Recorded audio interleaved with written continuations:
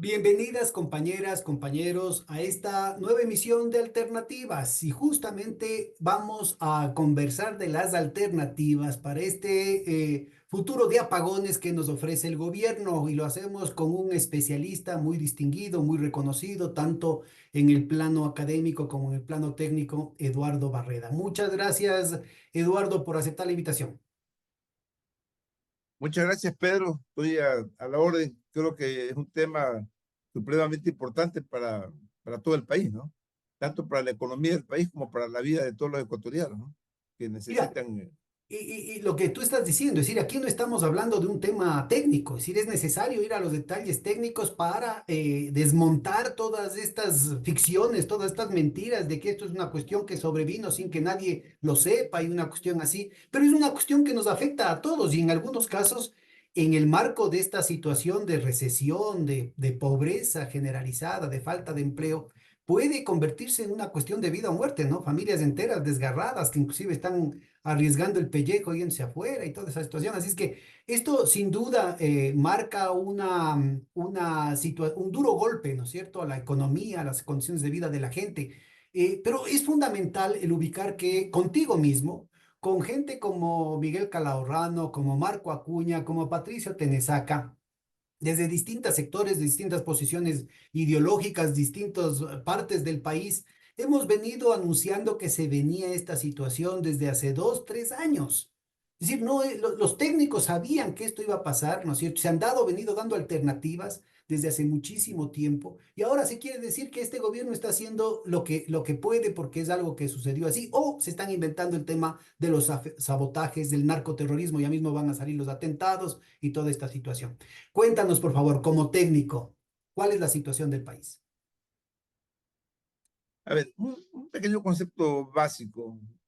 No quiero ser demasiado académico, pero entendamos que el problema no es de capacidad de, de generación en cuanto a potencia, porque alguien dirá, oye, pues tenemos como 7.000, 8.000 megavatios en máquinas y la demanda no pasa de 5.000.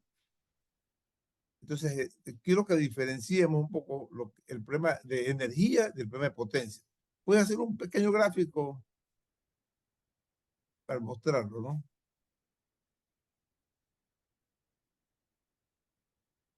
Ya. Sí, se ve bien. Ponle, por favor, Esta es la, pantalla completa para que se vea mejor.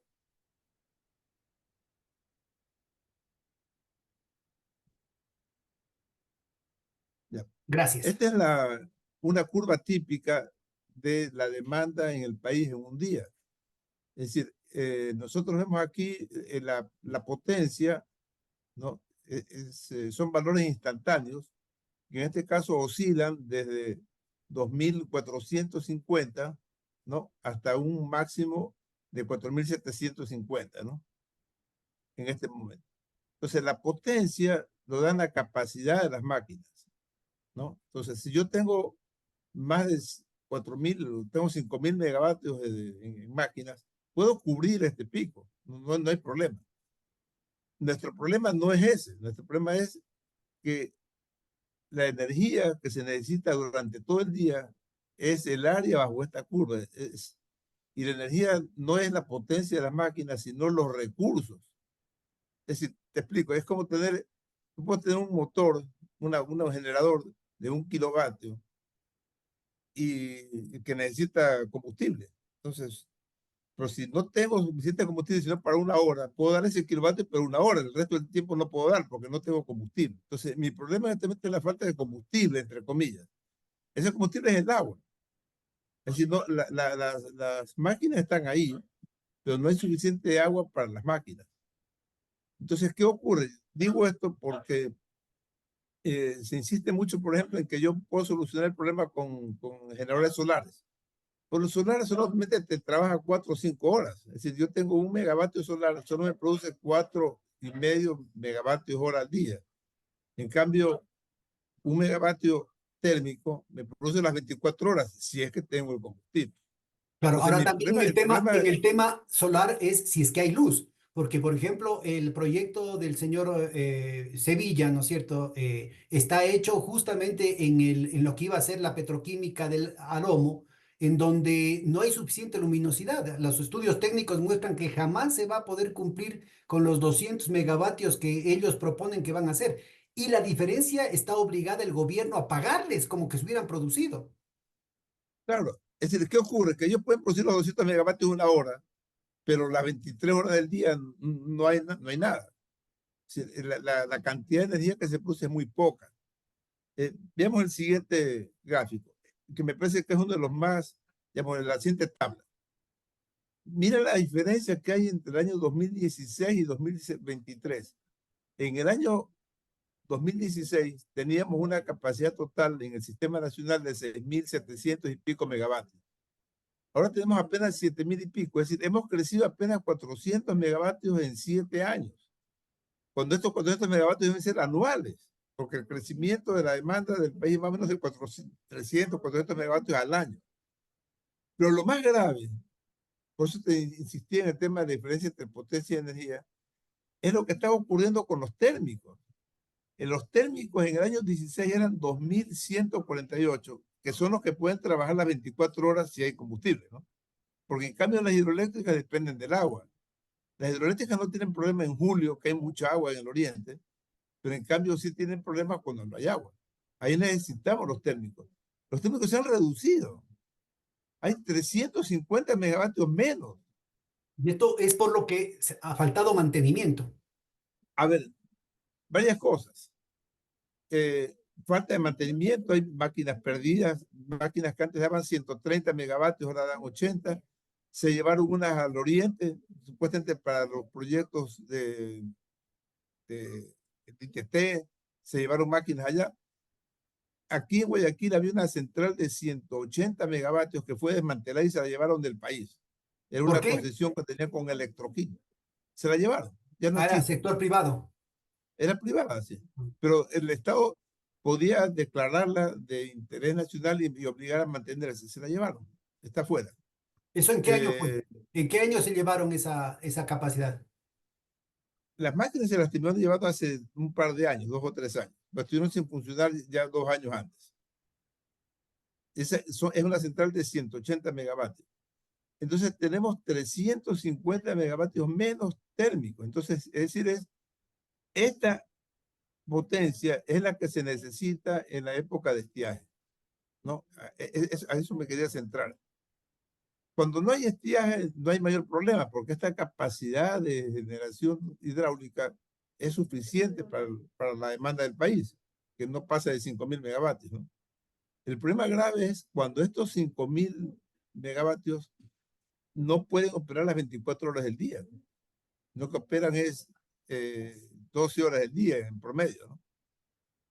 Entonces, necesitamos energía y ahí tienen que entrar a producir los térmicos. Pero los térmicos están muy reducidos. Este térmico debería ser en este momento del orden de los 3.000 megavatios, por lo menos, para tener garantizado el servicio. Quería mostrar, bueno, esto vamos a pasar. Mira lo que pasó con los famosos proyectos hidros de la Revolución Ciudadana. Se hablan de las 8 centrales, realmente son 9 porque faltaba Bama, ¿no? Esta es la potencia que se proyectó, que suma 2.869 megavatios y están operativos 2.546. Es decir, se cumplió al 89%, ¿no es cierto? Esto es lo que se cumplió. Se metieron 2.546 megavatios. Aquí falta Quijo, que tuvo un problema técnico, y Toachi Pilatón, que está pendiente de entrar, ¿no?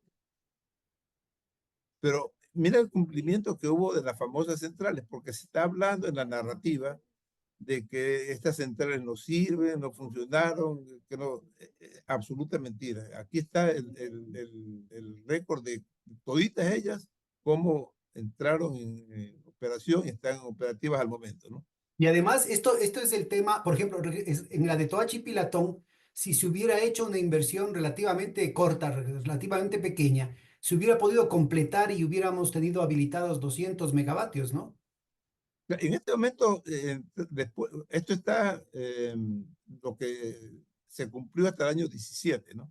Claro. A lo que me refiero es En el que año se hubiera 22, podido, se hubiera, en el gobierno de Moreno, se hubiera podido completar la provisión de esos 250 claro, megavatios completos. es más, todavía no entra, todavía está pendiente, dicen que va a entrar el próximo año. Ahora,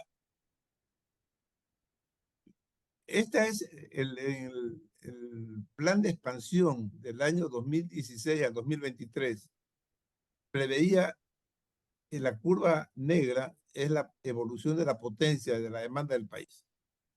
Y la roja es esa potencia más una reserva de seguridad, ¿no? ¿No?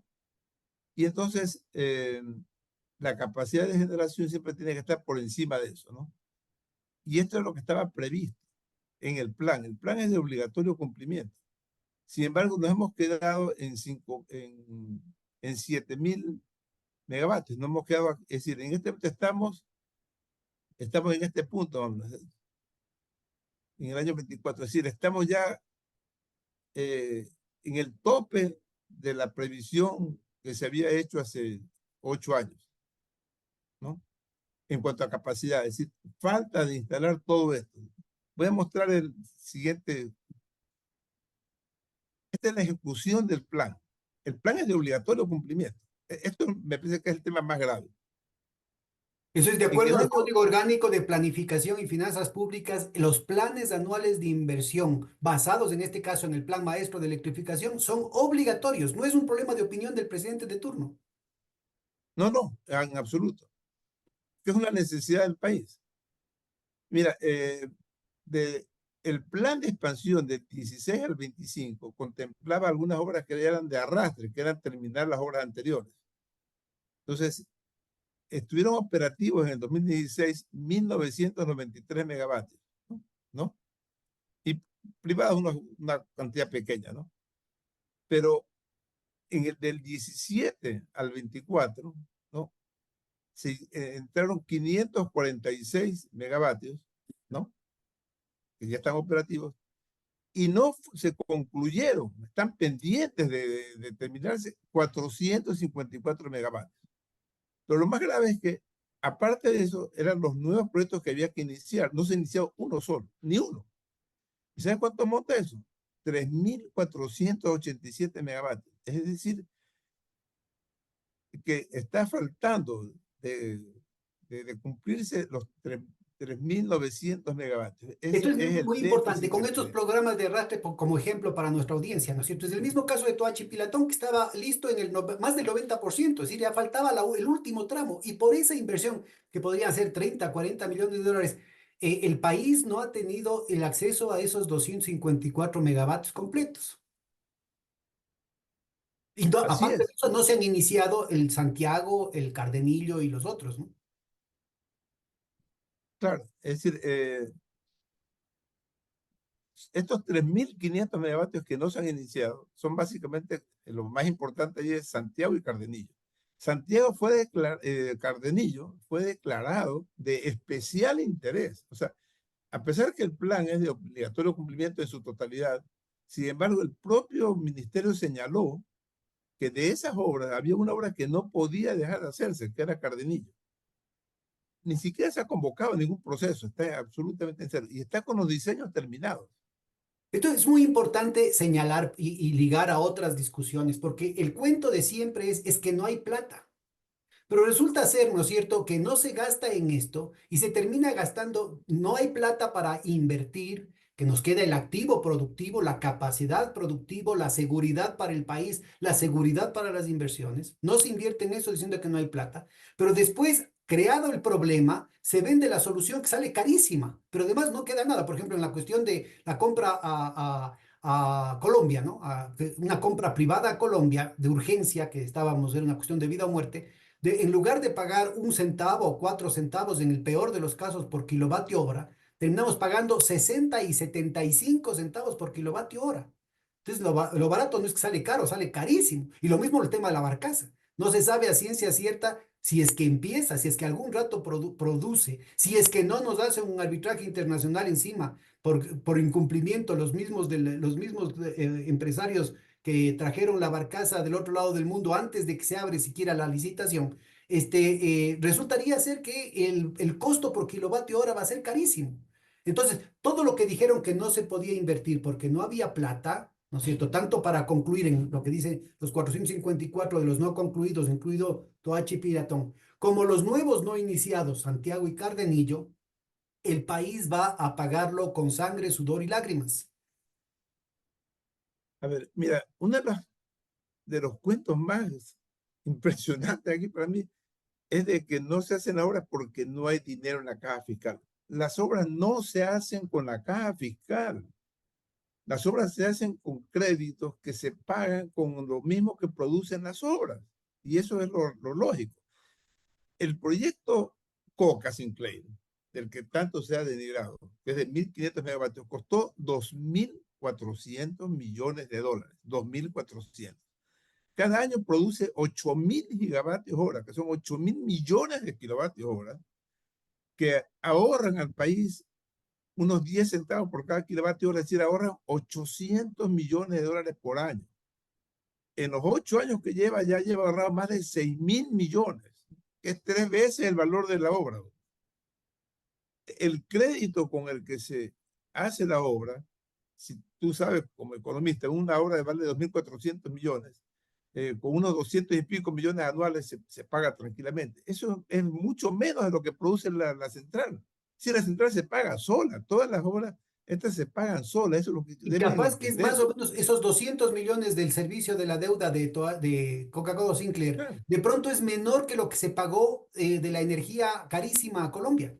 Y no quedó por nada para el país. supuesto.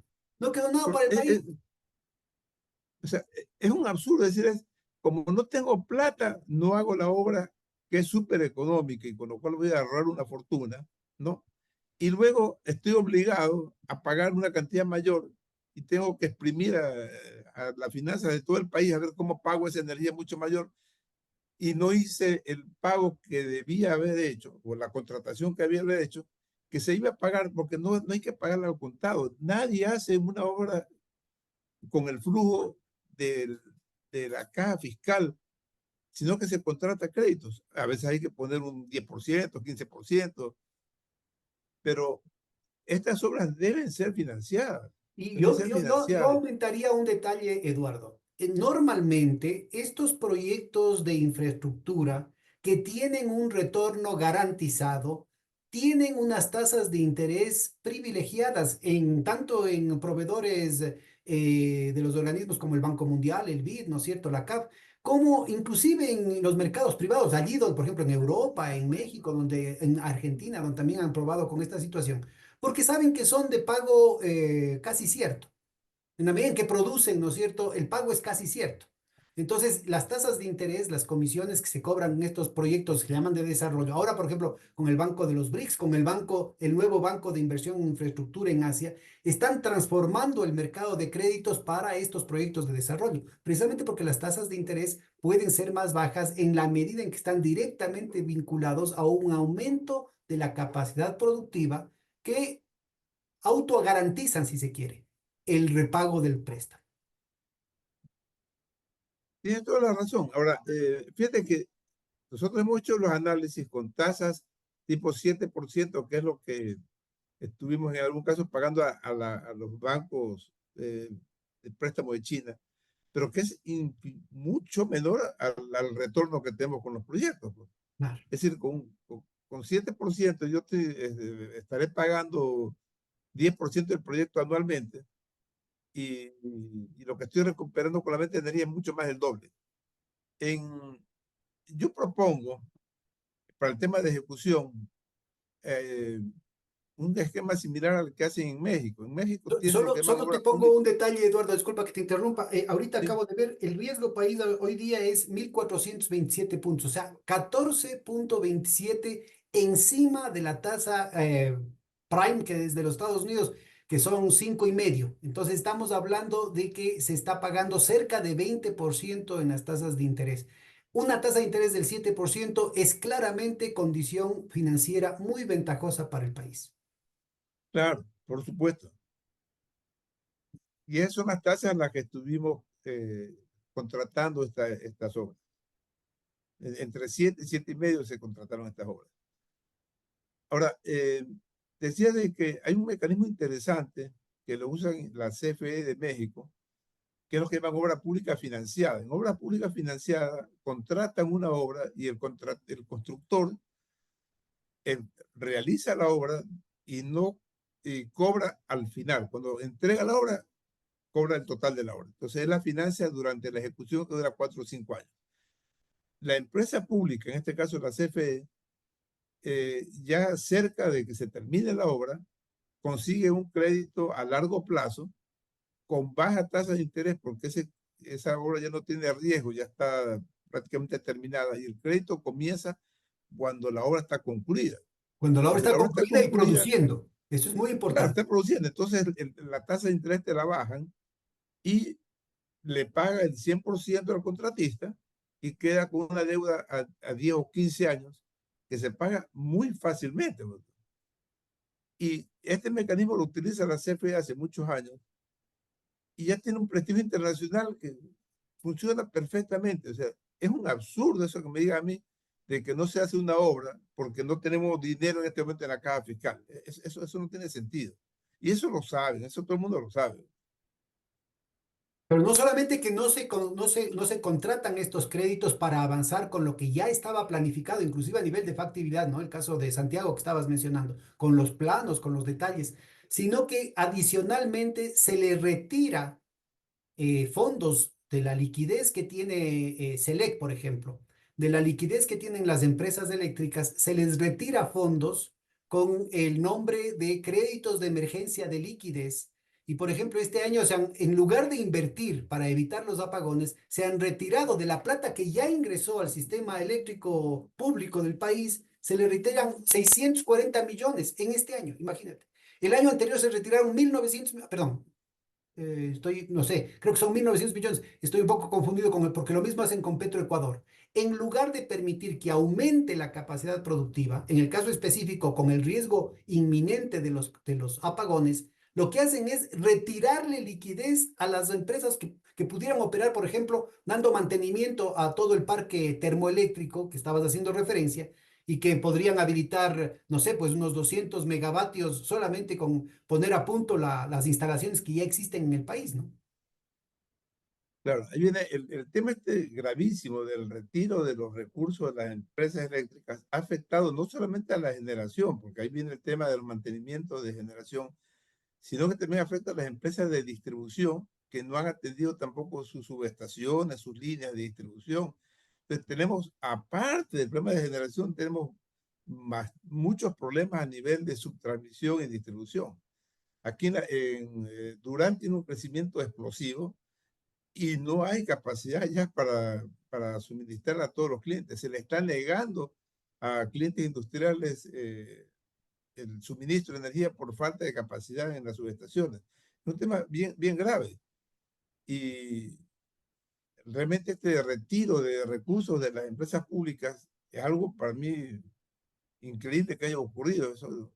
Yo he trabajado en empresas públicas desde el año 75 y nunca lo había visto, hasta que llegó hasta el 2017 que comenzó este mecanismo.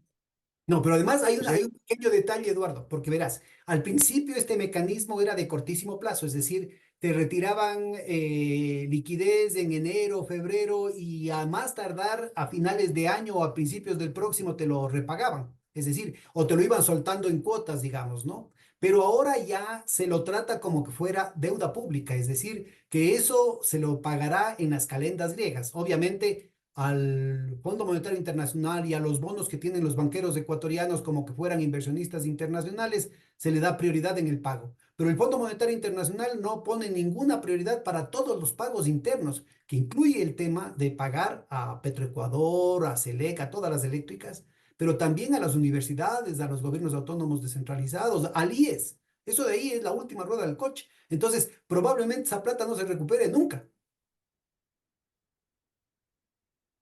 sí, bueno, en todo caso, la situación es que probabilísticamente es casi imposible que no hayan apagones, ¿no? O sea, podría haber, porque es un tema de probabilidades, ¿no? O sea, yo veo las estadísticas de hace muchísimos años de lluvias y sé que los meses de fin de año, en octubre, noviembre, diciembre, no llueve en la cuenca oriental y por lo tanto no va a haber agua y va a haber apagones, ¿no?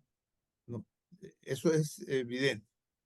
Entonces ya comienza a hablarse en un discurso del tema, por ejemplo, de los sabotajes. No sé qué sabotaje, de qué sabotaje están hablando. ¿Verdad? El sabotaje ha sido no haber hecho las obras. ¿Verdad? El sabotaje es no haber contratado las obras, la generación térmica necesaria. El Yo sabotaje creo no que, lo van a hacer. yo creo que tratar este tema despacito, hombre, porque primero se le acusó a la propia ministra del grupo empresarial del propio presidente de que ella había sido la saboteadora, ¿no?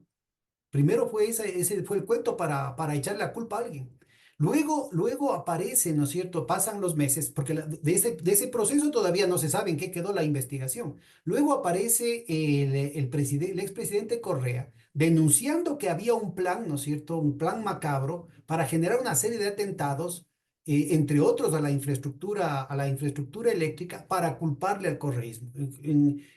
La misma tónica, ¿no es cierto?, de lo que se utilizó en la época de Arauz contra Lazo, ¿no es cierto? El cuento de que había sido financiada la campaña de la Revolución Ciudadana por el ELN de Colombia. ¿Te acuerdas que vino el fiscal Sí, y sí. todo el El bochinche? Quedó fiscal nada, porque colombiano. después se desvanece, ¿no? Después fue el asesinato de Villavicencio y que se le acusó al correísmo de eso, y después con testigo protegido y toda esa situación. Después hasta la propia familia dice que son absolutamente anticorreístas, ¿no es cierto? Terminan diciendo, no, no ha sido, mentira ha sido, ¿no es cierto? Y ahora vienen a hacer el cuento creando las condiciones para en plena campaña crear estas noticias falsas y probablemente estos ataques de falsa bandera, se conoce en el argot militar y politológico a nivel internacional. Y eso parece que disuade, ¿no es cierto?, al menos parte de ese plan. Todavía estaría ahí el tema de otras instituciones del Estado, porque el más rentable la más rentable de las inversiones de estos miserables de la anterior campaña fue el asesinato de Villavicencio. Acuérdate que hasta bajó el riesgo país en esa época. Al día siguiente del asesinato, en lugar de aumentar el riesgo país, los inversionistas, los especuladores que incluyen a ecuatorianos, ¿no es cierto?, se regocijaban de que haya habido el asesinato. Y obviamente, ¿no es cierto?, se impidió que la candidata de la Revolución Ciudadana gane en la primera vuelta. Probablemente ahora se esté utilizando una cuestión así, ¿no? Patearon el tablero y cambiaron radicalmente la situación. Nada impide que alguna barbaridad de ese tipo vuelva a suceder ahora.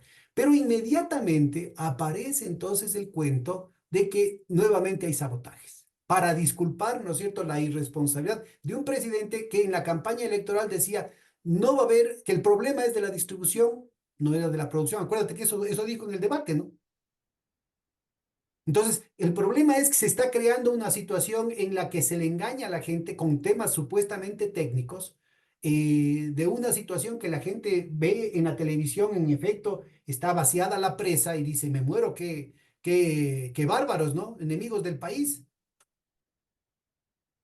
Ahora, una cosa, el tema este de los posibles atentados contra instalaciones para causar apagones tiene un efecto mediático para explicar que la crisis es por esto, porque hay este apagón. Pero realmente eso no tiene ningún efecto en el estado, en el tema energético. El interrumpir una línea con un apagón genera una suspensión de servicio en la zona afectada que será reparada una vez que los técnicos reparen la línea. Pero el balance energético, es decir, nosotros sabemos que la cantidad de energía que se puede producir es insuficiente. Eso no cambia con ningún atentado. Es decir, entonces, ese famoso sabotaje, no sé yo en qué forma lo están concibiendo, qué es lo que puede ser el sabotaje. El sabotaje sería eh, tumbar las centrales y que todo el agua se vaya sin generar un solo kilovatio hora, pero eso no ocurre. Eso es un absurdo. Todo el mundo lo sabe. Pero políticamente le da una coartada al gobierno diciendo que la culpa es de Correa o de Putin, ¿no? Porque ahora también está de moda decir que o la culpa es de Correa, la culpa es de Ahora, yo Putin. veo que va, por ejemplo, la fiscalía, va con policías a, a investigar los posibles sabotajes al edificio del Ministerio de Energía en Quito. ¿Acaso que en esa oficina, con documentos y con papelitos, van a generar los sabotajes? Es una de las cosas totalmente absurdas. Cuando se habló de que habían botado el agua, tendrían que haber sido los operadores, el personal que está en las centrales, en Paute, los, se- todos los trabajadores de ahí, estar confabulados para hacer algo. Es absurdo, no se sostiene. O sea, me da la impresión de que es un tema simplemente mediático para dar una salida ante la opinión pública, pero que no tiene ningún sustento técnico, eso no tiene ninguna base. Ahora, quería indicar, bueno, ¿qué se puede hacer? O sea, Sí, definitivamente esto, tenemos un las problema alternativas, porque se plantea una gravísimo. situación que la culpa de esto y se vea una cantidad de técnicos jóvenes, dinámicos, ¿no es cierto?, que tienen mucha prensa, tanto aquí en medios correístas y anticorreístas, en medios tradicionales y en redes sociales, en medios internacionales. Que el problema es porque ha habido una política y una legislación en contra de la inversión privada. ¿Qué impide que la inversión privada haya invertido durante todas estas décadas? Explícanos primero eso. A ver, Se supone, yo te diría, porque esto de aquí no empieza, no sería en la época de Correa, porque acordémonos algo que venimos insistiendo desde hace largo rato, el Plan Nacional de Electrificación lo hizo la antigua INESEL en los años 70 y habían proyectos que estaban listos con prefactibilidad y con factibilidad, ¿no es cierto? Por ejemplo, Coca-Cola Sinclair, Toachi Pilatón, son de la época de la época de Bombita, pues, ¿no es cierto? Y dijeron, ah, no, es que la inversión pública es corrupción, es piponazgo, es ineficiente, es burocrática. Entonces, tuvieron 25, 30 años para invertir, para que la inversión privada venga a hacer esas inversiones y no lo hicieron, pues.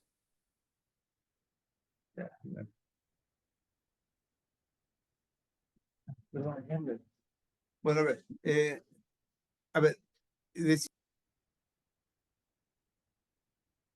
el tema de la inversión privada. eh, el plan maestro debe cumplirse porque es una necesidad para el país. La responsabilidad de que haya el suministro de energía eléctrica la tiene el Estado, ¿no? Entonces, la iniciativa es del Estado, ¿no? El Estado puede contratar a privados y de hecho eso es lo normal. Los puede contratar no solo para hacer los estudios y la construcción, sino que inclusive hasta los puede contratar para la operación. No hay ningún problema.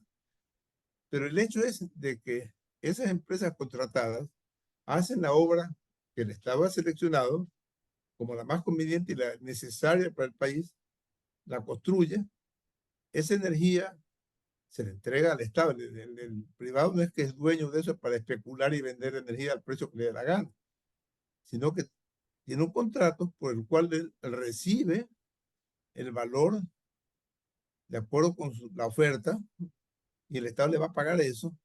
La energía es del Estado y la pone al servicio de toda la ciudadanía y cobra las tarifas que están establecidas. Ese es el mecanismo, eso es lógico.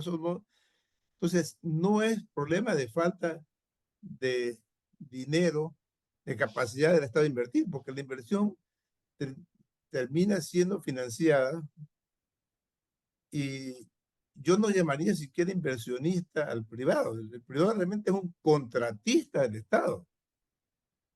El inversionista sería cuando hay una inversión a riesgo, yo así lo entiendo. Un inversionista es alguien que invierte a riesgo en algo particular. Por ejemplo, el privado construye una central para darle energía a una fábrica que le quiere comprar a ese privado y no al Estado. O yo tengo mi propia fábrica y quiero poner mi generación para mi propia fábrica. Eso es totalmente factible. Eso lo puede hacer cualquiera. Pero cuando es para el servicio público, cuando es para el servicio público, entonces esa energía tiene que ser entregada al Estado al, con las condiciones que están convenidas en los contratos.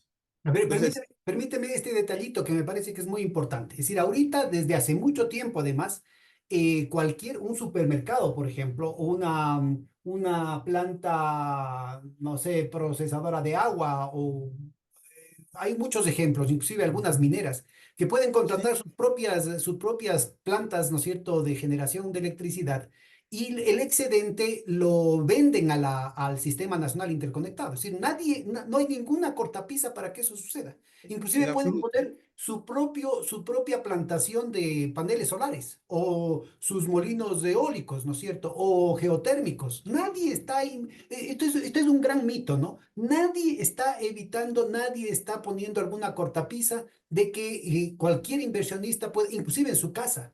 Uno puede poner su propio planta solar aquí en mi casa, y, ¿no es cierto? Y yo hago la conexión con el sistema eléctrico para, en lugar de recibir del tendido eléctrico normal, digamos, yo alimento al tendido eléctrico normal. Primer punto. Segundo punto, en la Constitución, el artículo 318, dice clarito esto que tú mencionas, la responsabilidad de los servicios estratégicos del Estado, incluyendo el tema de la electricidad, que puede delegar. Y entonces cualquier gobierno, si la política del gobierno es una política de derecha, puede contratar al sector privado. No hay ninguna Claro, cortapisa, ningún ninguna. impedimento legal para que eso suceda. Así que todo es mentira. Ahora, fíjate una cosa, que una empresa minera, si- en el contrato de concesión de la mina, eh, plantea ahí construir una central hidroeléctrica en la zona de Morona, Santiago, de 138 megavatios. La central no la hizo nunca, no está construida. Nos faltan esos 138 megavatios que esta minera iba a construir. No la construyó. Y en cambio está recibiendo energía del Sistema Nacional Interconectado. ¿A qué precio? A 5 centavos. A precios subsidiados. Esto es muy importante. A ver, Entonces, ya hay varias experiencias, la más notoria, Emelec, ¿no es cierto? Que en un contrato que en algún momento se convirtió en ley, contrato ley, es toda una excepción jurídica en todo lado. Es decir, todo contrato privado está sujeto, o privado con el sector público está sujeto a la Constitución y las leyes. Pero aquí le elevaron al contrato a nivel de ley, en el que el Estado le garantizaba esta inversión privada desde los años 20, ¿no es cierto? Le garantizaba condiciones no solamente de rentabilidad, sino de provisión y de demanda, es decir, negocio redondo. Y parte de lo que tenía que hacer Emelec era construir, creo que es en la zona del Oro, ¿no? Tenía que construir una hidroeléctrica durante todas esas décadas y no lo hizo. Y ahora lo mismo sucede con estas mineras, ¿no es cierto? Y en lugar de ellos cumplir con el contrato, y el Estado nunca les exige que cumplan con el contrato, ellos terminan demandándonos en los arbitrajes internacionales. Pero además, durante todo ese tiempo, resulta ser que el Estado le está dando subsidiada la energía eléctrica a las mineras que vienen y depredan, porque además cogen ahora, antes por lo menos, ¿no es cierto? Por ejemplo, en Chile, desde hace 200 años, 150 años, ¿no es cierto? En Chile extraen el cobre, ¿no es cierto? Pero ahí tenían su maestranza, tenían la tecnología para procesar el cobre, ¿no es cierto? Y no se quedaba solamente la malaquita, sino que ahora en cambio se llevan el lodo. Y no se sabe, dice, hay 5 partes por millón de cobre y no se sabe si es que hay oro, no se sabe si hay uranio, ¿no es cierto? ¿Cuántas partes? ¿Cómo sabe que no es 6 partes por millón? Aquí no tenemos institutos especializados ni técnicos especializados en detectar esa situación del flujo de lodo, lo que se van llevando. Y encima de eso, el Estado les está dando gratis.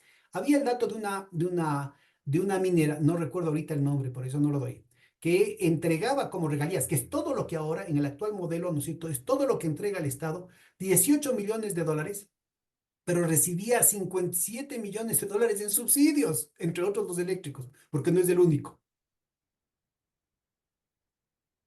terrible, terrible. En todo caso, lo que queda claro es que eh, no es un problema de que lamentablemente se ha impedido la inversión extranjera. No hay ningún impedimento y el Estado lo que tenía que hacer es la obligación de contratar la construcción de todas las obras que sean necesarias. Y tampoco es un problema de que no hubiera dinero, porque todas las obras se pagan a un valor mucho menor de que lo que nos está costando esta situación de emergencia, se pagan con su propia producción. Bien una cosa, la barcaza, que yo creo que puede ser necesario por la emergencia, no queda más que contratar la barcaza, pero no hubiera sido necesario contratar la barcaza si se hubieran hecho las cosas con anticipación, ¿no? Hace 3 o 4 años, 5 años. Pero la barcaza, por ejemplo, son 100 megavatios, van a estar un año y medio, se va a pagar ciento y pico millones de dólares. Pero casi, casi ese es el valor de la obra. Si no, te podemos haber tenido una central de 100 megavatios con 100 millones de dólares. Esto es muy De importante, hecho, ¿no? de Cuando se compra aceptarle, Colombia, ¿no es cierto? Se va la plata. A ver, esto es muy importante en términos económicos, solamente para nuestra audiencia, ¿no es cierto?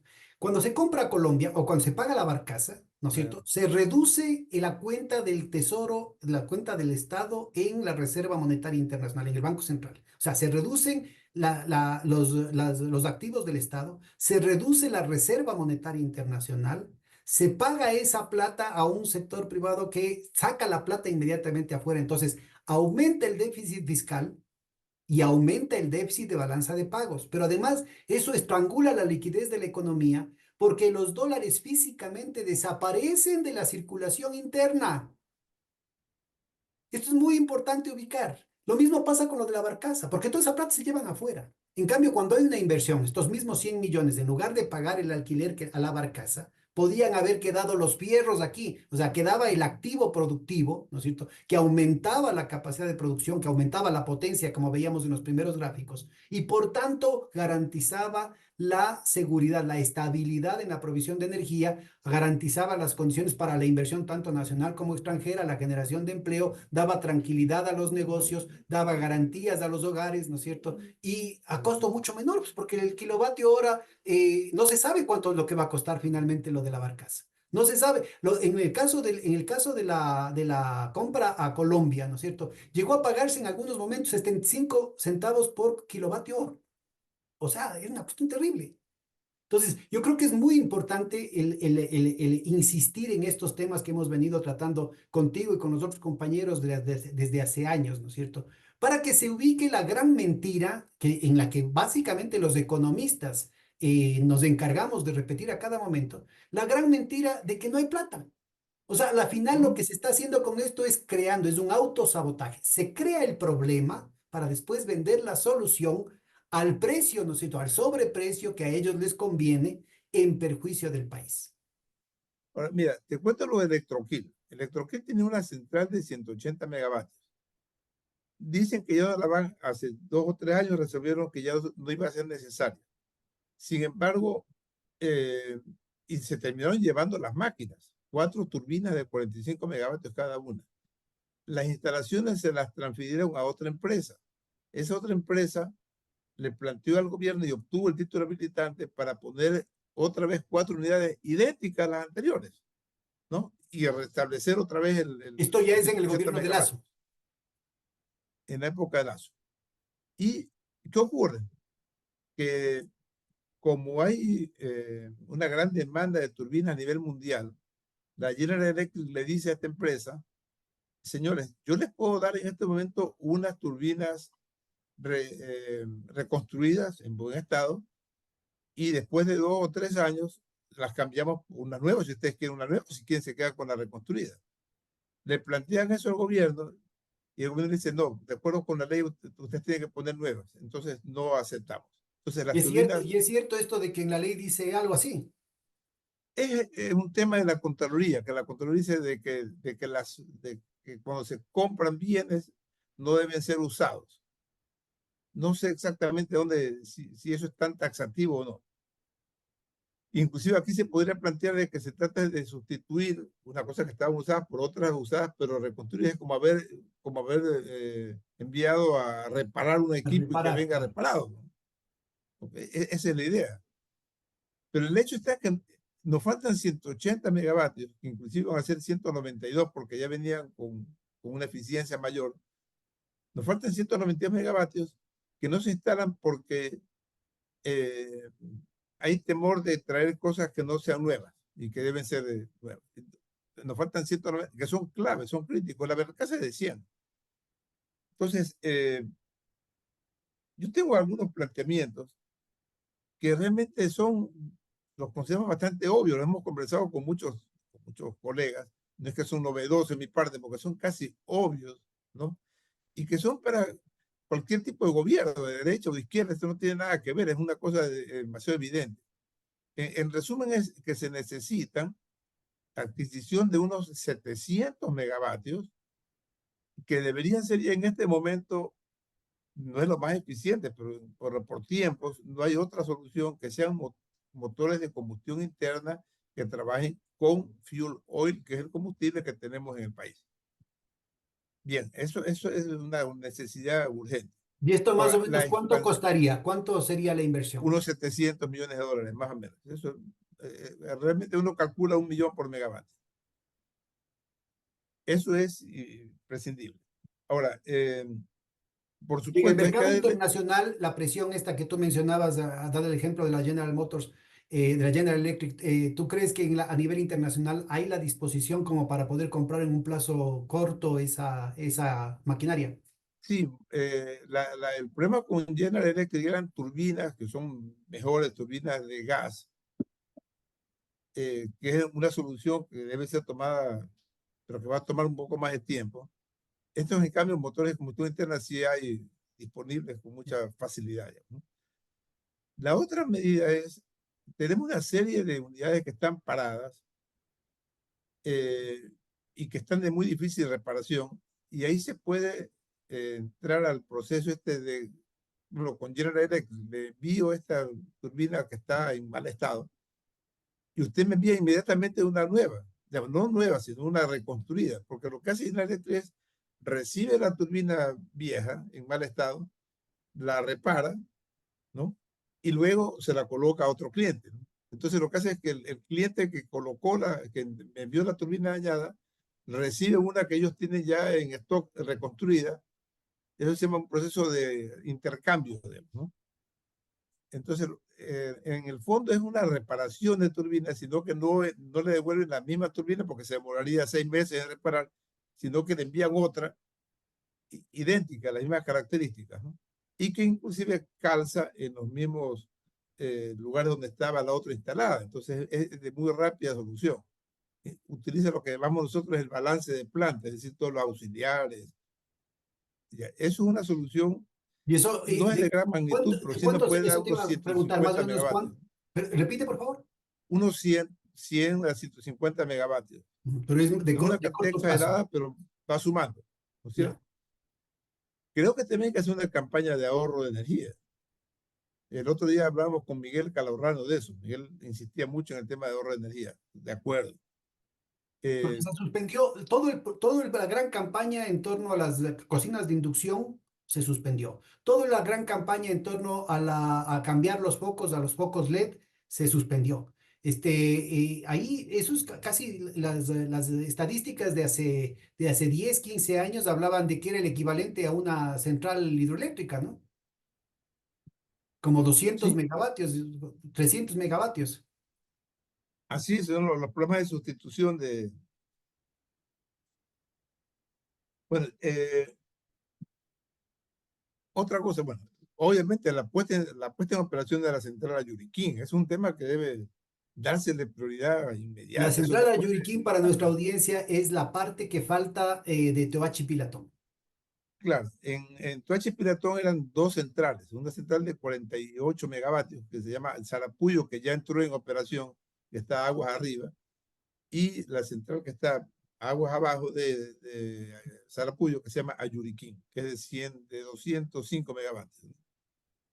Y esa estaba, hace 7 años estaba al 90%. Hace 7 años estaba al 90%.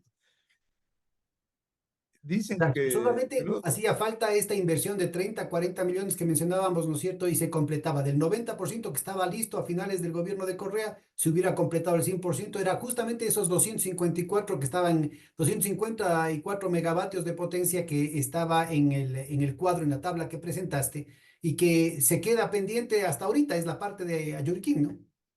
sí, y el principal problema que hubo con Ayuriquí ni siquiera el tema de la central Ayuriquí, sino que era la conducción de agua, la obra civil, que estaba a cargo de una compañía china. Hubo problemas de filtraciones, hubo problemas geológicos, y se terminó el contrato con la compañía china y se lo transfirió al cuerpo de ingenieros del ejército. Pero era un tema que los ingenieros tienen que solucionarlo, pues, ¿no? Cuestión de revestimiento, de impedir, digamos, las filtraciones, ¿no? Y Ahora, no habían problemas legales de arbitrajes también en esa cuestión con... claro, hubo problemas tanto con los rusos que tenían a cargo la central, donde realmente no había mayor problema, pero que estaban, ellos no podían operar mientras no terminen la conducción, no se podían hacer las pruebas. Y, también hubo problemas pues, legales con los chinos, pero eso se terminaron. En todo caso, en este momento el Estado está en plena capacidad de ejecutar la obra y supuestamente lo están haciendo, ¿no? Ahora, eh, son medidas inmediatas, ¿no? Ahora, mira, Pero, disculpa, veamos el tema de los tiempos. Ya hemos conversado algunas de estas opciones. También hablábamos de la posibilidad de utilizar maquinaria que está en territorio nacional y trasladarla, por ejemplo, al oriente para el tema de los quemadores de gas. Ya cerrar esa quema brutal de gas asociado de petróleo en las explotaciones de petróleo para, en lugar de contaminar el ambiente, utilizar ese gas como generador de energía, ¿no es cierto? Ahí también tendría. Creo que Fernando Reyes hablaba de 150 megavatios ahí, ¿no? a ver si, lo que ocurre es que eso no estaría aportando al sistema nacional, pero es necesario porque como se cumple con evitar esa quema absurda de gas asociado, ¿no? Ese es un gas asociado, es muy parecido al gas natural, no que tiene otros componentes, tiene propano, butano, pero es un gas que sale junto con la explotación petrolera, también salen esos gases. Entonces se llama gas asociado al petróleo. Y ahí lo que debe hacerse es ponerse turbinas de gas, que es la solución más inmediata. Tenemos turbinas de gas en Termogas Machala. Machala que no están operativas, ¿no? Es decir, no están operativas porque falta gas en el campo Amistad. El campo Amistad no está produciendo el gas necesario para Termogas Machala. Ahí, por ejemplo, sería necesario hacer importación de gas. Ahora, la importación de gas, si se hace en pequeñas cantidades, va Es a resultar muy carísimo. costosa. Claro, es carísimo. Porque además se necesitan plantas de liquificación y luego de desliquificación, entonces, de Es decir, gasificación. claro, el gas viene en líquido y hay que hacer una planta de regasificación. Realmente la regasificación no es tan complicada. Eh, Nosotros hicimos un cálculo que una instalación de regasificación para todo Termogas Machala no pasaría de 40 a 50 millones de dólares. La estación de regasificación, que inclusive utiliza los gases de escape de las propias máquinas, porque lo que se trata es de calentar un líquido que viene sumamente frío, viene a menos 180 grados de temperatura. Entonces, no es un problema muy grande, Bueno, y el clima de pero Machala todo, ayuda también, ¿no? Así pero es, hay un problema constantemente. logístico, el problema es Claro, claro. logístico. Entonces, dar una solución ya definitiva con un terminal de recepción de gas, Claro, pero eso es- son más bien el mediano y largo plazo. Sí, yo digo, eso para ya el va para corto mediano plazo, ¿no es plazo. cierto? De pronto se podría trasladar, pero tú dices que eso no alimenta el sistema nacional interconectado y por tanto no reduciría la brecha, ¿no? No, pero eso es necesario para cumplir con nuestros hermanos amazónicos que están con un problema de contaminación y están indignados con esa quema, ¿no? Pero eso es otra cosa. Es decir, igual hay que poner las turbinas para usar Y, ese y, gas. y, y tender los alambres suficientes, digamos, no sé qué tan loco sea en plena jungla hacer una cosa así, como para que pueda alimentar el interconectado. Al menos de los Claro que que están más debe, cercanos a Chuchupindi, a la zona más vieja, digamos, de explotación petrolera. por supuesto que sí. De hecho, tenemos ya los estudios para hacer las líneas de interconexión a 138.000 voltios y a 230.000 voltios. Inclusive vamos a llegar hasta el ITT, ya no se necesita porque está parado ese proyecto, ¿no? Pero sí para los otros campos, ¿no? Talapoa Porque la maquinaria Morelos. que se trasladó al ITT, que mencionabas al principio de esta sesión, podría ser activada ahorita si es que hay el cable necesario, ¿no? Debería, sí, ahora, esa maquinaria puede sacarse de allá y ponerse nuevamente acá esa maquinaria Pero salió no sería de más rápido tener Quevedo. el cable de una vez. No, creo que el traslado de máquinas sería más rápido, pero de todos modos, los conductores debe hacerse. Ahora, se están trayendo unidades para reemplazar esas que se fueron allá, ¿no? Entonces eso es en las centrales Quevedo y Santa Elena, ¿no? Pero bueno, en todo caso, lo que sí tenemos que estar claro es que para este fin de año no tenemos una solución ya. Lo que estoy diciendo yo son cosas que podemos hacer en 6, 7, 8 meses para que estén listos a mediados del próximo año A ver, pero eso es y que, crucial. Estamos hablando de 6, 7, 8 meses que pudieran haberse iniciado al principio del gobierno de Noboa y que no se lo hizo. claro, o sea, Es decir, ahorita ya hubieran estado las soluciones listas si es que el gobierno de Noboa asumía con responsabilidad el desafío crónica de una muerte anunciada. Esto de aquí ya se lo había advertido. Entonces, es muy importante ubicar, porque si no se dice, ah, no, pero es que pobrecito llegó y le cayó encima una cuestión inesperada y es responsabilidad del gobierno de Moreno, el del Lazo. Yo creo que en esto sí difícilmente algunas mentes calenturientas pueden decir que es culpa de Correa, porque las cifras que has presentado son muy claras, ¿no? Por eso es toda la narrativa diciendo, ah, es que está Coca-Cola Sinclair va a reventar porque tiene 458.000 millones de fisuras y una cuestión así. Sí, yo creo que todo esto de aquí es parte de una narrativa en el que hay un gramo de verdad, ¿no es cierto? Pero lo demás es parte de una propaganda para tratar de confundir supuestamente con argumentos técnicos cuáles son las verdaderas alternativas como las que estás planteando ahorita. Fundamental ubicar que hubieron plazos que pudieron haberse cumplido a tiempo, poner a punto el parque termoeléctrico, el tema este de las alternativas de las compras que se podían haber hecho, que, insisto, el argumento de que no había plata es absolutamente deleznable. Esta cuestión de la interconexión, poner a punto estas alternativas en términos de otras fuentes de energía. ¿Qué otras cosas se podía hacer? Por ejemplo, con el tema de la barcaza, ¿qué alternativa se tiene ahí? Porque además hasta ahora no produce. Y es muy probable que termine esto en un arbitraje internacional, que el país va a terminar sin recibir nada de producción, va a terminar pagando cientos de millones de dólares. a ver, el problema de la barcaza, que efectivamente es una solución rápida. Si yo me pongo hace 3 o 4 meses, ya veía que era la única solución tener una barcaza en forma inmediata. Es que no se hicieron los estudios necesarios sobre el tema de corrientes en el río Guayas y de sedimentación. Yo no soy experto en geología ni en hidráulica, pero eso lo he conversado con algunos colegas y algunos me indicaban de que ahí la solución era hacer un pilotaje para poder anclar adecuadamente esa barcaza, ¿no? Pilotaje en términos de pilotes, no de pilotos, Sí, ¿no? Por acaso para hacer nuestra pilotes. audiencia.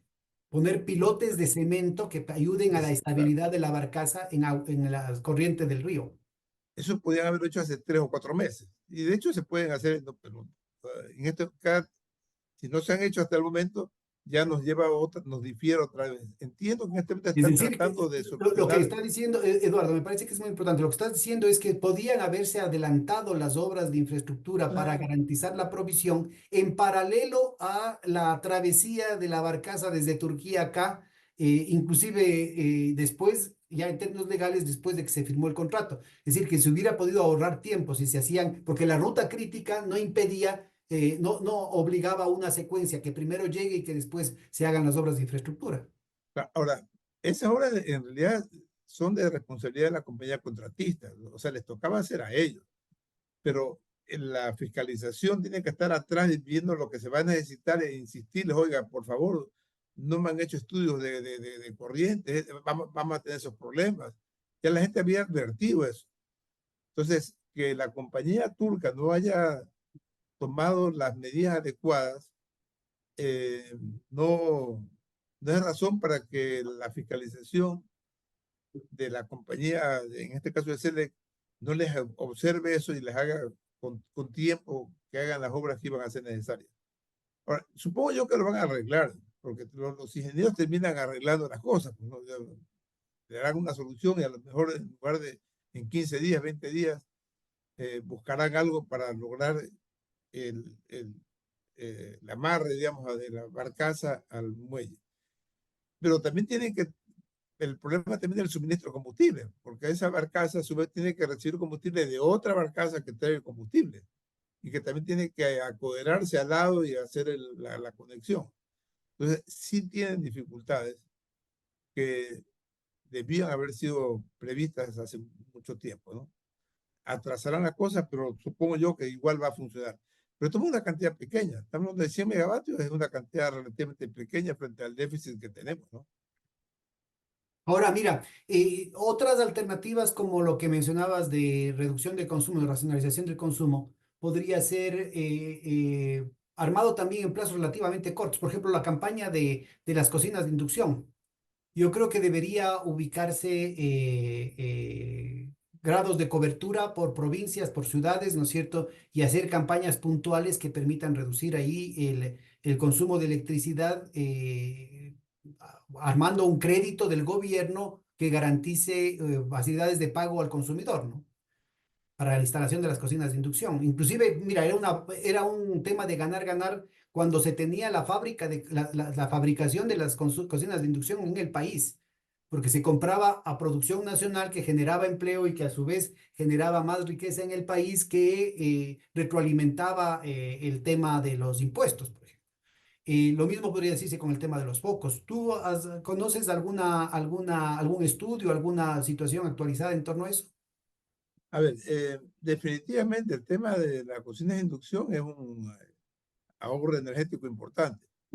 Eh, yo creo que hay un problema está es también con las costumbres, digamos, o sea, hacer que la gente se cambie. Yo me recuerdo cuando nos cambiamos de la gasolina al gas, eh, implica un cambio hasta medio cultural. La gente dice, no, que están acostumbrados a su cocina.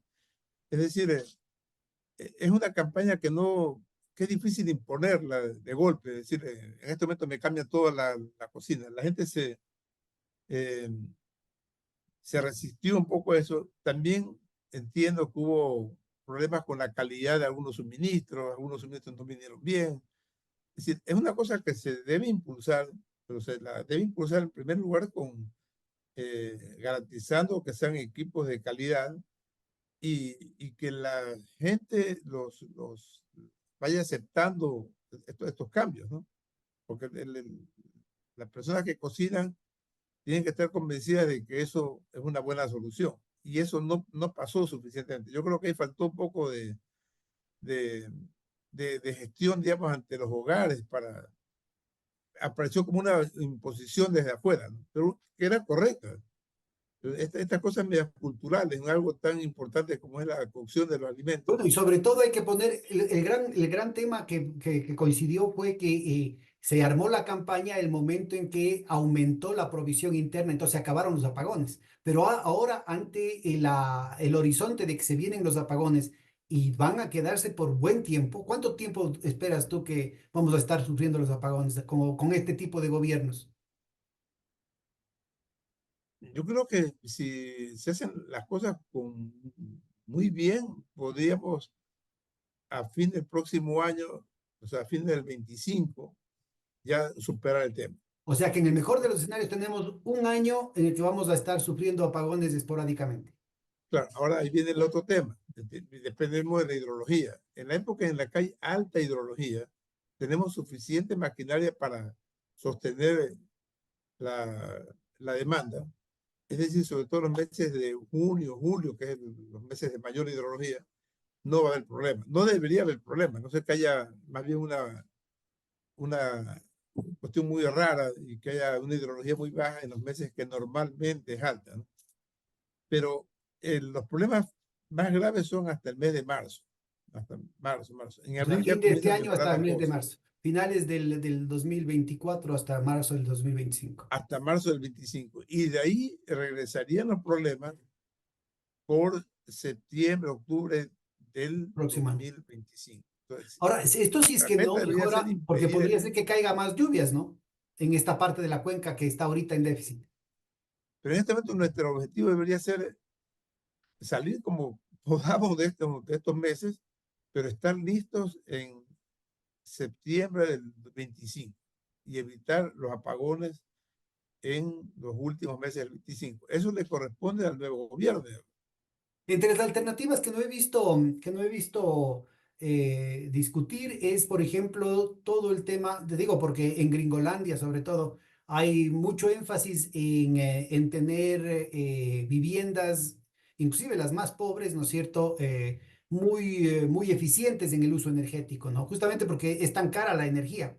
Este, eh, no se ha hablado nada, por ejemplo, de todo el tema de los aires acondicionados en la costa. Cuando se tiene aire acondicionado, pero se tienen las ventanas y las puertas con muchas endijas, que no hay suficiente aislación. Entonces, el aislamiento es, en términos de mampostería, es algo bastante barato. Podría hacerse toda una campaña con la participación de las municipalidades, ¿no es cierto?, con crédito suficiente para que se haga. En el caso de Quito, por ejemplo, en algún momento hubo una campaña para, inclusive con las fábricas de pinturas, para que la gente, para facilitar el pago, para abaratar el pago para la gente que quiera pintar sus casas. Entonces, otra de las alternativas podría ser reducir o racionalizar el consumo de aires acondicionados en la costa con el tema de hacer más eficiente, ¿no es cierto?, la mampostería de la casa, sobre todo puertas y ventanas, ¿no? El aislamiento de la casa. Sí, pero ese es un tema que también tomará algún tiempo y lo cambiando, pero efectivamente el tema de aire acondicionado, de hecho, es el que está determinando el mayor crecimiento de la demanda. Y de hecho, el problema está en que el pico de demanda, que siempre tradicionalmente era a fines de diciembre, se ha trasladado a mediados de abril, que es los meses más calurosos en la costa. Más húmedos y calurosos de la costa, claro. Sí, entonces el mes de abril en este momento es el mes más crítico, pero es por el incremento de los aires acondicionados en la costa. Y entonces también dependemos un poco del tema de cómo esté la temperatura. Bueno, Por y ejemplo, también, aparte de esto, ¿no? También hay un tema cultural y yo tengo muchos amigos guayaquileños de distintas posiciones, distintos estratos, gente sobre todo en Guayaquil y El Oro. La gente tiene una cultura medio mayamense, ¿no? En Estados Unidos también es increíble. En Florida y Texas, la gente tiene una utilización extrema del aire acondicionado. O sea, le interesa, le gusta tener, no sé, internamente 14 grados centígrados, es decir, que es para congelarse, ¿sí? 14, 12 grados centígrados, cosa que en los propios Estados Unidos, por ejemplo, en Nueva York o en Los Ángeles, ¿no? Nadie pone los aires acondicionados a esos niveles. En California es mucho menos, pero sobre todo en la costa este es mucho más, como te digo, mucho más atemperada. Entonces, se dan casos en los que cuando afuera está haciendo 12 grados, ponen el aire acondicionado para que adentro sean 28 grados. Y cuando afuera están haciendo 28 grados, ponen aire acondicionado para que adentro esté a 12 grados. Entonces, es una locura el tema. En Europa es mucho más moderado el uso de los aires acondicionados, tanto en instituciones públicas como en los hogares, ¿no? Entonces, el consumo de la energía, donde los inviernos son mucho más crudos, ¿no? Es bastante más moderado de lo que podría ser en varias partes de la costa. En Venezuela también es así. En Colombia también es esa cultura más mayamense, sobre todo de las clases medias y altas, que les encanta estar pero congelados. Inclusive como para un serrano eso requeriría ir con chompita. bueno, muchos amigos de Quito me dicen que sienten mucho más frío en Guayaquil que en Quito, porque Sí, sí. por los aires acondicionados. Ahora, no me consta, pero he leído de que hay lugares, creo que en China, por ejemplo, tienen por norma que el aire acondicionado no puede estar, le pone una temperatura mínima, digamos, 21 grados, por ejemplo.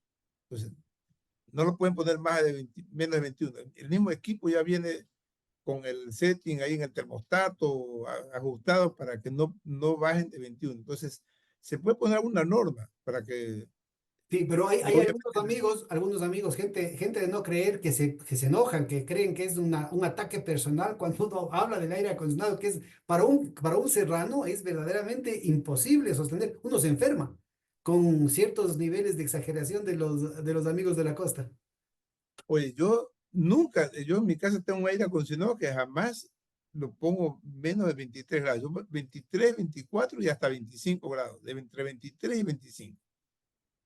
Claro, A veces 22, 23 es pasable, pero ya bajar de 20 ya aquí hace es frío, absurdo. pues pues Ahora, creo, Aquí en Quito baja de 22, 20, de 22, de 20 grados y uno se pone saquito, se pone chompa, ¿no? entiendo que se pueden hasta establecer normativas para que los aires no bajen de 21 grados, por ejemplo.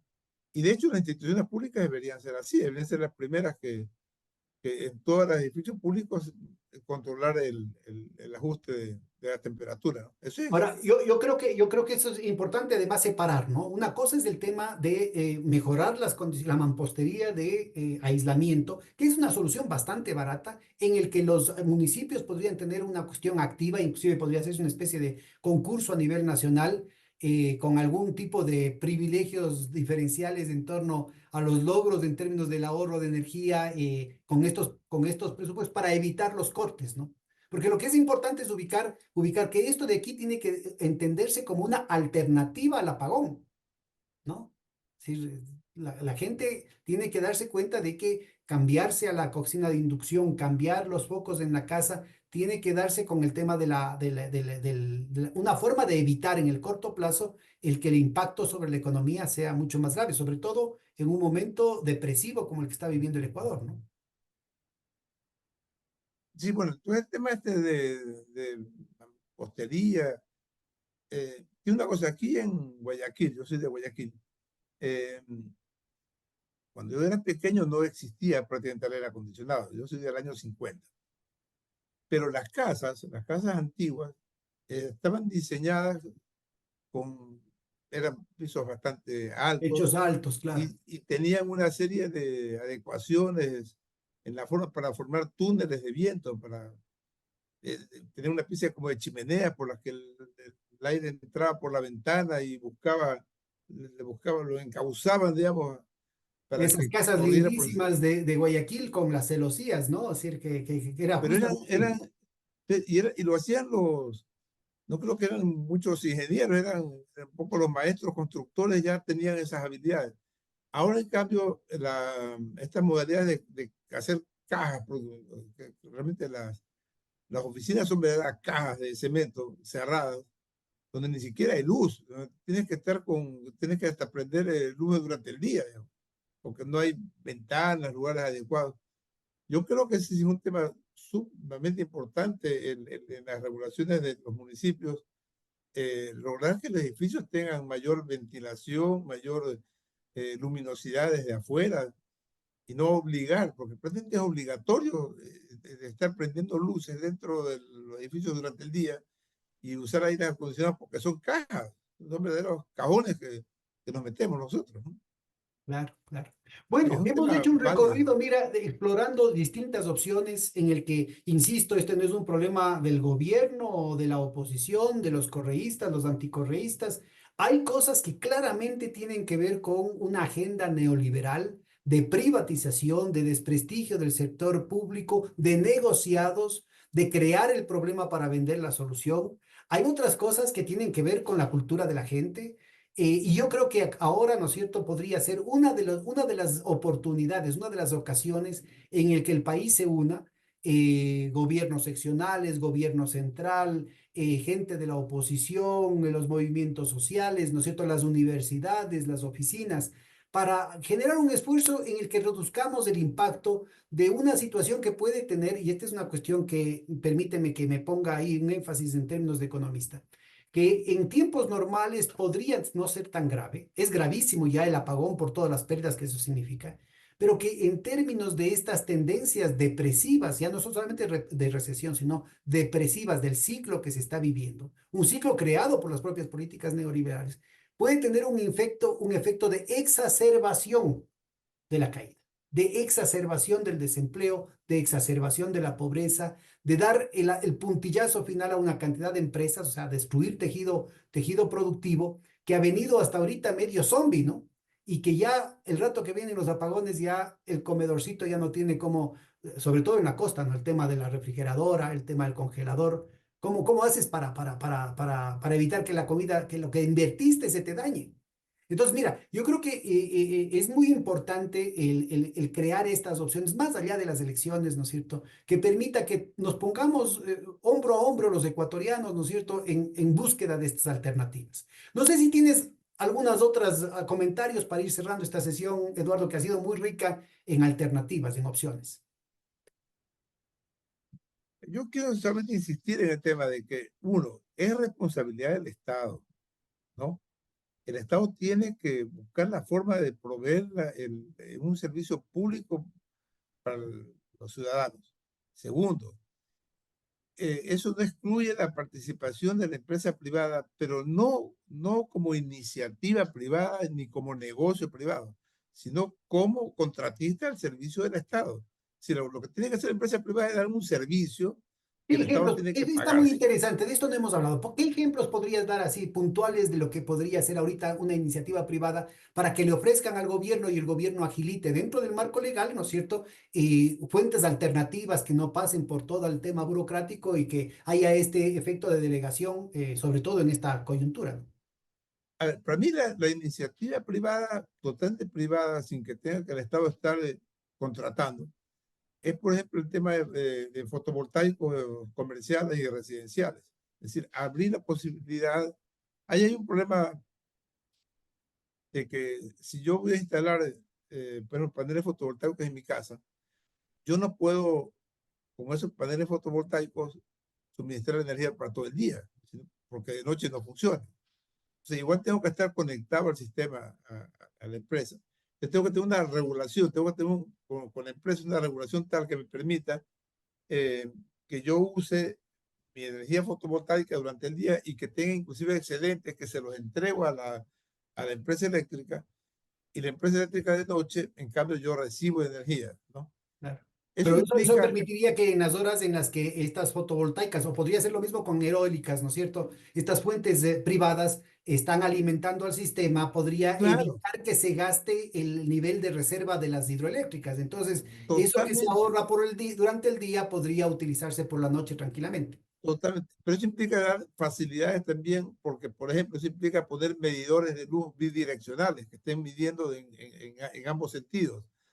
Es decir, implica ciertas normas que tienen que establecerse por parte del Pero son servicio inversiones público. relativamente cortas y que en términos de Sí, instalación, en términos de ingeniería, se pueden hacer en cuestión de semanas. entonces, ahora, por ejemplo, el que los privados tengan mayores facilidades sin mayores complicaciones burocráticas, poder instalar en sus casas, en sus comercios, paneles fotovoltaicos es totalmente saludable. Yo no estoy de acuerdo con con las grandes centrales solares de 200 o 300 megavatios como lo del Aroma. De, Además tienen una prelación en el orden de pago, ¿no? Es sí, sí, decir, que se a mí eso me privilegia parece el pago, inclusive si es que no producen, se les paga por la buena intención, ¿no es cierto? Inclusive si es que no sí, producen, sí, sí. se les paga primerito, aunque eso signifique desfinanciar a las empresas públicas, desfinanciar a las hidroeléctricas, desfinanciar al sistema de distribución. Ahora, eso no nos da energía firme tampoco, no nos garantiza. O sea, en este momento yo tengo una planta de 200 megavatios, pasa una nube enorme y se acabó la luz. Entonces, lo que sí, y todos los ingenieros, colegas míos, creo que coincidimos, es en que la fotovoltaica es fundamentalmente distribuida en las redes de distribución, es decir, a nivel de usuarios, a nivel bajo. Eso Eso para no nuestra se, audiencia es lo que se conoce como factor de planta, ¿no? Las fotovoltaicas y las eólicas son las que tienen el menor factor de planta, o sea, la diferencia entre el potencial máximo y lo que efectivamente pueden estar proveyendo. es la relación de la potencia media y la potencia máxima. En el caso, por ejemplo, del aromo, está en el orden del 18-19%, que es bajísimo, ¿no? Las eólicas Termoeléctricas, son, perdón, las termoeléctricas tienen muy alto en cambio, bueno, las termoeléctricas en teoría podría estar cerca de 100 100%. y intencionalmente se baja porque uno prefiere usar las hidroeléctricas, no es porque no puedan usarse, sino es por ahorrar combustible. Entonces, trabajo lo que sea necesario. Las térmicas. En las eólicas, las de viento, hay unas de viento de tipo 20 y pico, como Huascachaca, 30%, pero tenemos casos excelentes, como el de Villonaco, que tiene 60% de factor de planta. Creo que es casi un récord mundial. Pero es un Por ejemplo, caso, mira, ¿tú conoces dónde hay algún mapeo de zonas donde podría aprovecharse el potencial eólica? Tal vez en la península de Santa Elena. Yo he estado en zonas donde hay muchísimo viento y todo el tiempo. sí, a ver, es interesante eso. Si hay un mapeo de eso, Y es sorprendente un poco. Aquí en el Ecuador, los mejores lugares son ciertos cañones que hay en la sierra que aprovechan el calentamiento durante el día del aire en la parte baja. Ese aire sube y traspasa, por ejemplo, en el caso de Loja, pasa de Loja al Valle del Catamayo. Y en ese traspaso se producen unos terrones enormes. Entonces, Eso hay se llama áreas el de esa. efecto, se llama para nuestra audiencia, se llama el efecto Von en alemán, ¿no? Y entonces esto se da en toda la sierra, en todos el pie de monte, ¿no es cierto? La subida de Sí, la costa a la sierra, en todo, a lo largo de toda la cordillera. Y uno de los sitios más llenos de vientos es Cañar, ¿no? La zona de Cañar y Alazuay también, totalmente desaprovechado. sí, en todo caso, hay esos cañones que utilizan este efecto. Y de ahí no tenemos vientos tan buenos en la costa. Algo hay eh, en el perfil costanero, pero no es tan significativo. Hasta los mejores proyectos eólicos están más bien en la sierra. En la Lo sierra. mejor que, hasta lo que yo he conocido, que se ha identificado, es Villonaco, que es una maravilla. Claro, pero ya un poco está saturado, ¿no? Porque es una cosa, No, no, no, es una ahí hay presa un problema, chiquita. por ejemplo. Villonaco, eh, se le hizo un proyecto pequeño de 11 generadores de 1,5, 16,5 megavatios que funcionan maravillosamente bien, con 60 y pico por ciento de factor de planta. Sin embargo, no sé por qué motivo se le concede a una empresa privada que haga al lado, donde ya estaba estudiado por ser un proyecto ya mucho más grande de 100 megavatios. Pero es vecino, es junto al otro. Inclusive se podía haber usado hasta las instalaciones administrativas del que está, que es relativamente pequeño, y ahí manejar todo este complejo porque si ya se pusieron 11 unidades, poner 20 unidades o unas 40 unidades de 2 megavatios, 2,5 megavatios, no sería ningún problema para hacerle, es lo mismo, es copiar lo que ya está hecho. Pero en este momento hay una concesión a la empresa Cobra, una empresa española, para que ponga 100 megavatios en Villonaco al lado de los 16 que hizo la Selega hace 10 años. Vale. Mira, y más o menos, ¿cuál es el costo por cada turbina eólica en términos de megavatio hora? ¿También son 100 millones? Sí, cuesta un poco más de 1 millón el promedio, pero no usan combustible, ¿no? Y si el factor de planta pasa ya del 25-30%, comienzan a ser económicas. Con factores de planta muy bajos no son económicas.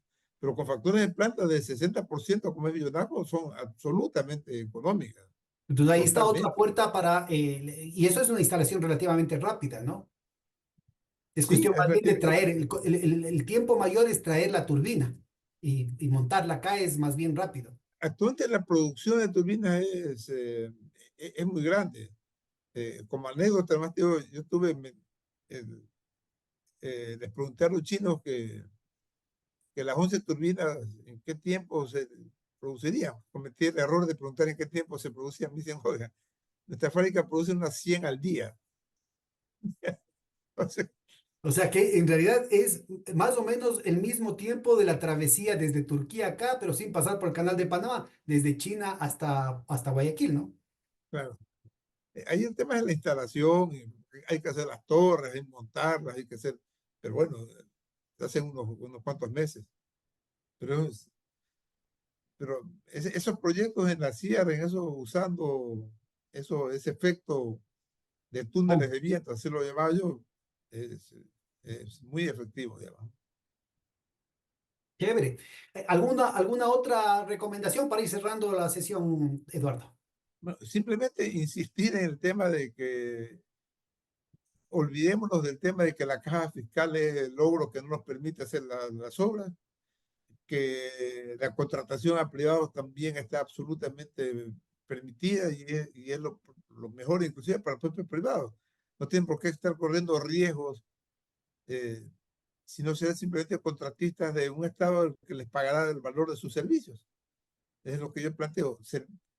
La empresa privada le presta servicios de generación al Estado, a la empresa pública le paga con una garantía de pago y y se hacen las obras que el país requiere obligatoriamente, ¿no? Eso es lo fundamental. Muy, muy interesantes. Ojalá que esto de aquí despierte un debate. Nadie tiene el monopolio de las iniciativas y yo creo que ojalá haya un cambio de espíritu, ¿no? Del país, de los empresarios, de los distintos partidos políticos para en realidad aportar con soluciones y no con autosabotajes, autoatentados, etc., etc. Muchísimas gracias, Eduardo. Un gran abrazo. El gusto es mío. A la orden cuando desees otra No, conversación de sí, esta. Muy vamos a agradable. seguir molestando. Yo creo que es muy importante aportes como los tuyos con esta visión técnica que además clarifica el escenario político y que permite al país ya discutir de soluciones reales, ¿no? Esto es lo crucial. Bueno, muchas gracias, ¿no? Que la pases muy bien. Gracias.